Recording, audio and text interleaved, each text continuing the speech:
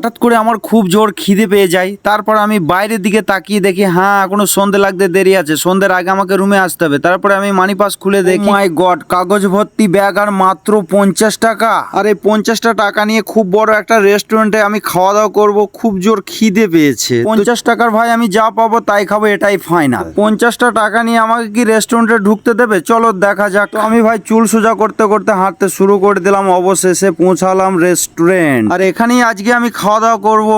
ও মাই god, কত রকমের খাবার। আর ভাই এখানে অনেক ভালো ভালো দামি খাবার পাওয়া যায়। আর আমি এখানে দেখতে থাকলাম যে আমি কি অর্ডার করব। অবশেষে চিকেন রোল নিয়ে নিলাম দুটো। চিকেন রোল এক একটাই 25 টাকা করে দাম, দুটোই 50 টাকা। অবশেষে চলে এলো খাবার। ও মাই গড, জিভ দিয়ে পানি চলে আসছে। তো আমি না থাকতে পেরে খাওয়া শুরু করে দিলাম। ও এদিকে তো ফ্রি পয়সায় সস নিতেই ভুলে গেছি, তো একটু বেশি করে ঢেলে নি। ফ্রি পয়সার খাবার ভাই আমার খুব একটু বেশি ভালো লাগে। দুটো রোলের সাথে সস ফ্রি। সস খাচ্ছি না ভাই, মধু খাচ্ছি এটা বুঝতে পারছি না। খুব সুন্দর লাগছে, খুব ভালো লাগছে। তারপরে আমার সবারই দিকে নজর পড়লো চায়ের দিকে। তো আমিও ভাবতে লাগলাম যে এক কাপ চা আমি খেতে পারতাম তাহলে মনটা একটু শান্তি হতো। তো আমিও একটা অর্ডার করে দিলাম চাটা ভাই আমার কাছে দিয়ে যাওয়ার মাত্রই আমি আর তস হয়েছিল না, একটু খেয়ে নিলাম। তারপরে বুঝতে পারলাম যে আমার কাছে তো 50 টাকা আছে। দুটো রোলের দাম 50 টাকা, চা 10 টাকা, 60 টাকা। আমি এখন মাজবো প্লেট। আর তোমরা ভিডিওটাকে লাইক কমেন্ট করে দাও।